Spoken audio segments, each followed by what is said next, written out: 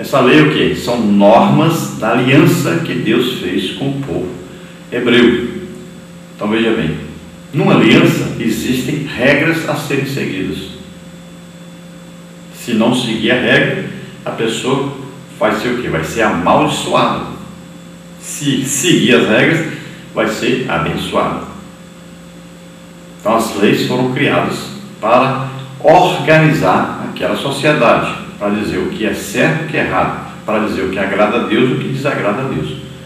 E Jesus resumiu tudo isso numa palavra só, a palavra amor.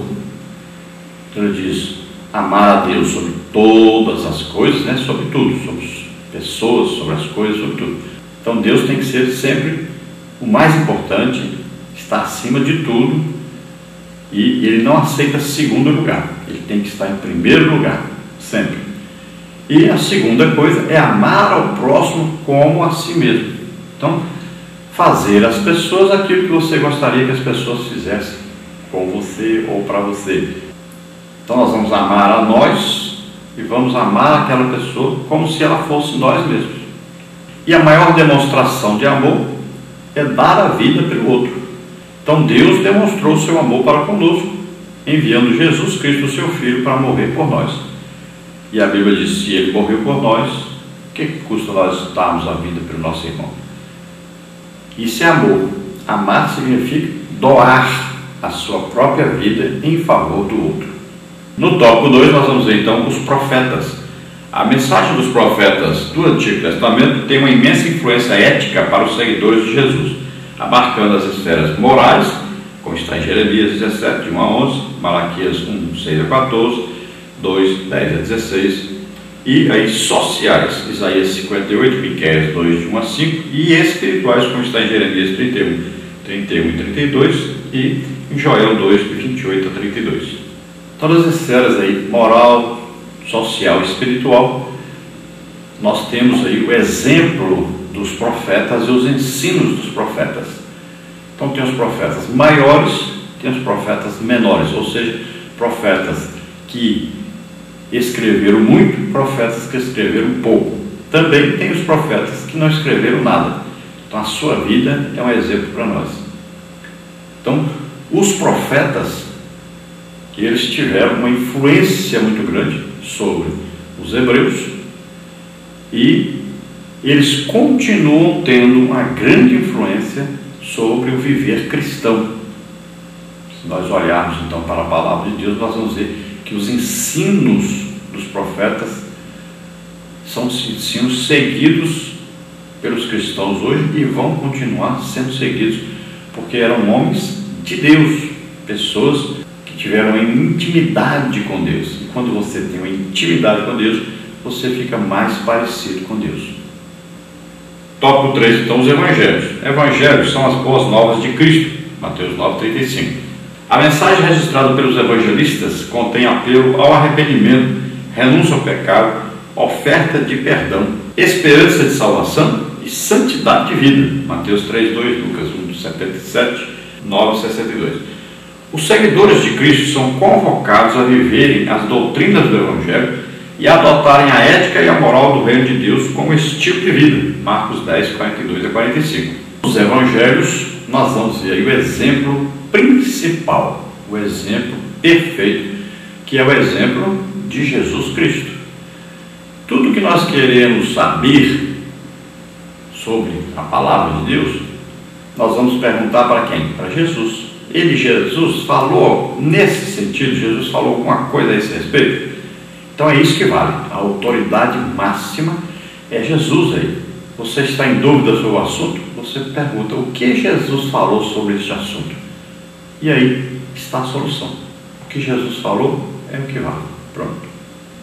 E nós vamos ver que os evangelhos, eles têm aí a metade, pelo menos, do teor dos evangelhos, são o que? Sinais, prodígios, maravilhas, os milagres, né? As curas, libertações. Então, metade da igreja deve viver de tal maneira que siga o que está no Evangelho. A igreja prega o Evangelho, boas novas de salvação, de transformação. Então ali nós vamos ver o que Jesus vivia, ele fazia, ele falava, ele ensinava, ele pregava a respeito daquilo que ele mesmo praticava. Então, se nós somos cristãos, devemos nos parecer com Jesus. Então, nós vamos ver como Jesus vivia, o que Jesus fazia, quanto tempo ele passava orando, ele jejuava, ele ensinava, ele pregava, como ele tratava as pessoas. Ele tratava religiosos de um jeito, tratava as outras pessoas de outro jeito. Pessoas que queriam saber de Deus tratavam de um jeito, pessoas que não queriam saber de Deus tratavam de outro jeito. Então, pessoas que queriam Deus, ele tratava de um jeito, pessoas que não queriam Deus, ele tratava de outro jeito. Então, nós vamos ensinar. Então, nós vamos viver do jeito que Jesus vivia, falar do jeito que Jesus falava, vamos ser o quê? Imitadores de Cristo. Paulo diz assim: sede meus imitadores, como eu sou de Cristo. Então, nos evangelhos nós vamos ver, metade do evangelho, então, é Jesus pregando, ensinando, né? O relacionamento de Jesus com as pessoas.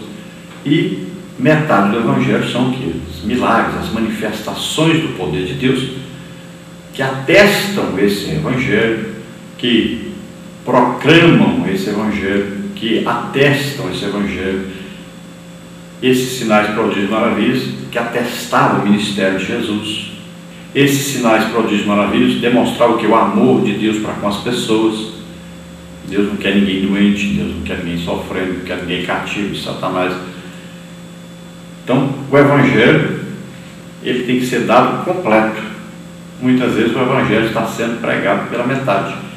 Nós estamos vendo a igreja atual pregando o evangelho que não é o legítimo evangelho. Infelizmente, é a verdade. Nós temos nas igrejas hoje 70% das pessoas doentes.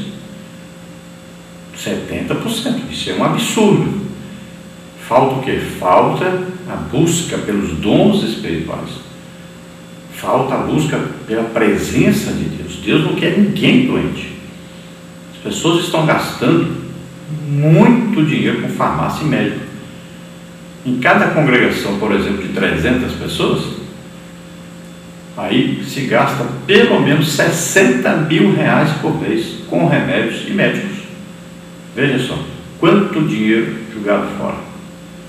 Então nós temos que entender que o evangelho é completo. Tem a parte que você fala a palavra de Deus, você ensina a palavra de Deus, a convivência, a vivência, mas tem a parte dos milagres, tem a parte das curas, das libertações. Tem que ter essa parte, porque nos evangelhos, metade dos evangelhos tem essa parte. Isso é a demonstração de amor. Olha, o fruto do Espírito tem 9 qualidades, e a primeira é o amor. Não há como dizer eu amo alguém se eu não quero o bem daquela pessoa, se eu não vou buscar de Deus uma capacitação para ajudar essa pessoa. No tópico 4, tem o Sermão do Monte. Este sermão contém princípios do mais alto ideal moral. Nele são reveladas a ética e a moral do reino de Deus em questões como a ira, o adultério, o divórcio, o juramento, a vingança e o amor. Mateus 5, 22, 28, 32, 37, 39, 44. Também aborda a esmola, a oração e os jejuns. Mateus 6, 1, 5 e 16. Passando pela questão do pré-julgamento, dos falsos profetas e dos alicerces espirituais, como está em Mateus 7, 1, 15, de 24 a 27. O Sermão do Monte está para os cristãos como o Decálogo está para os judeus. Por isso, nosso Senhor convida os seus seguidores que priorizem o reino de Deus e a sua justiça, como está em Mateus 6, 33. Então, veja só, o Sermão do Monte, para nós, ele é como o Decálogo para lá os judeus. Então, é um conjunto de normas e regras a serem obedecidas para que nós sejamos reconhecidos como pertencentes ao reino de Deus. Então Jesus passa aí nesse Sermão do Monte, principalmente, Mateus capítulo 5, capítulo 6, ele passa aí como viver representando o reino de Deus na terra. E veja bem que um ensino precioso é amai, os vossos inimigos, orai pelos vossos inimigos, olha aí.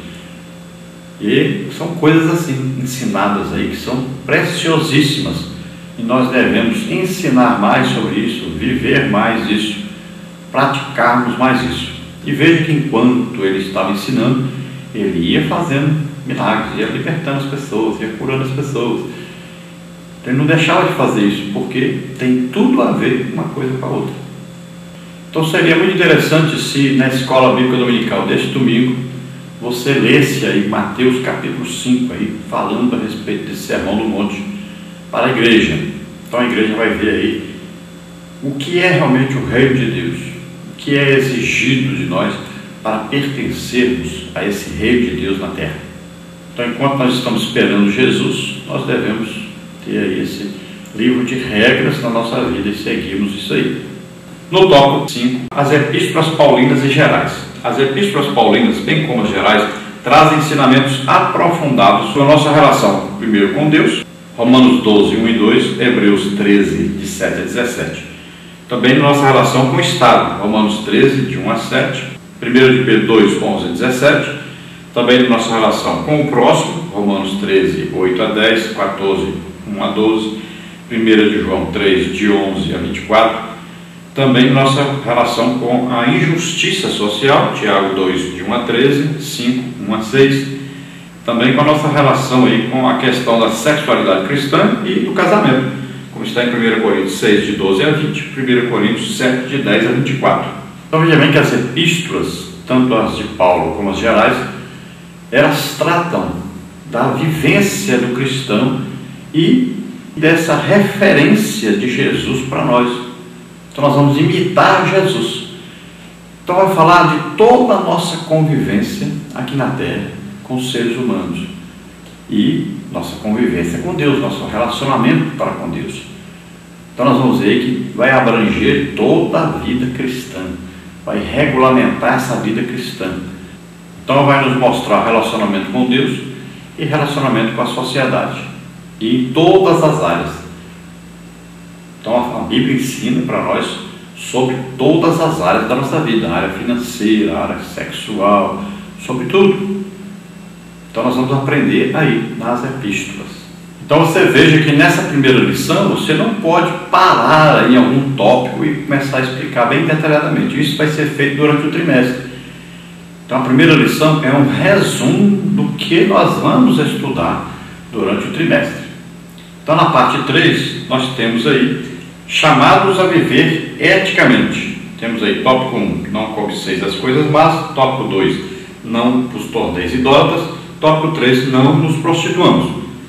Então na parte 3 tem aí: os israelitas foram reprovados por não obedecer à lei moral outorgada por Deus no deserto. Tal registro foi feito para nossa advertência, pois as Escrituras dizem acerca do perigo de não vivermos o ideal ético do reino. 1 Coríntios 10, 5.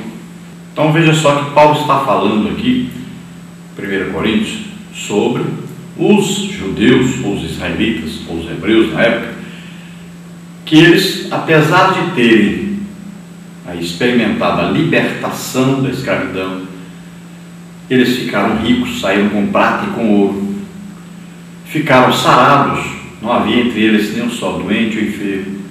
Então o Salmo 105 fala sobre isso, e outros lugares também. Então apesar deles receberem essa presença de Deus, apesar de ver o mar aberto, apesar de ver aí alimento no deserto, água, milagres e mais milagres de Deus fazendo, então apesar disso, eles se prostituíram, se tornaram idólatras, se tornaram murmuradores. Então Deus fez o quê? Os reprovou, morreram todos durante 40 anos andando pelo deserto. Então Paulo fala do perigo de nós cristãos. Se Deus escolheu um povo, chamou um povo e fez isso com esse povo escolhido, imagine então conosco, que nós nem somos os filhos legítimos, nós somos adotados por Deus. Imagine. Então não brinque, leve a sério a sua vida cristã, não peque não, lute contra o pecado, faça de tudo para agradar a Deus.